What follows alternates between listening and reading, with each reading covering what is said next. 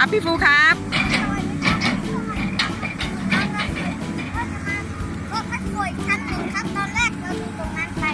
ครับ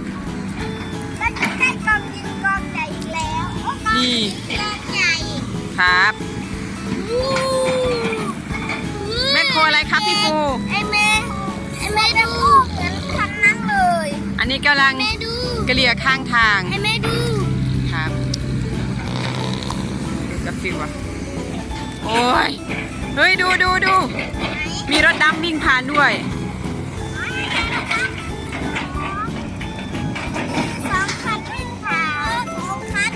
นั่งตรงนี้นั่งดูตรงนี้เร็วรถตะขาบเดินมาแล้วรถตะขาบ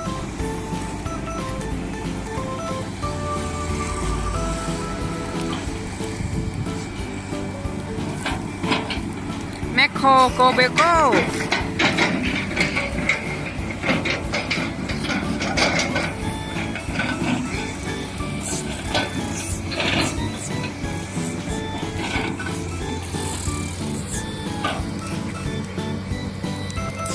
กาฟิวทำอะไรนี่เล่นยิงปืน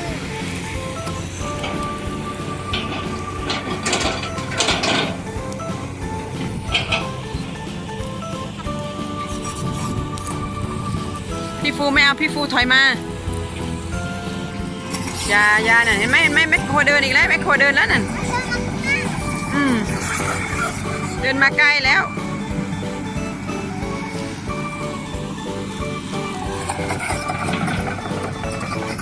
ถอยไปคืนแล้วครับ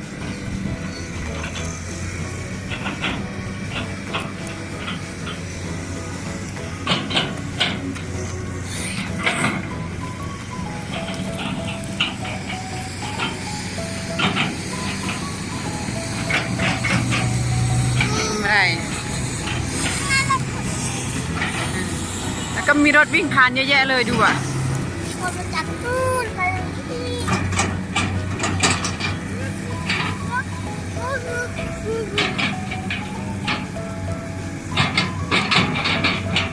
พี่ฟู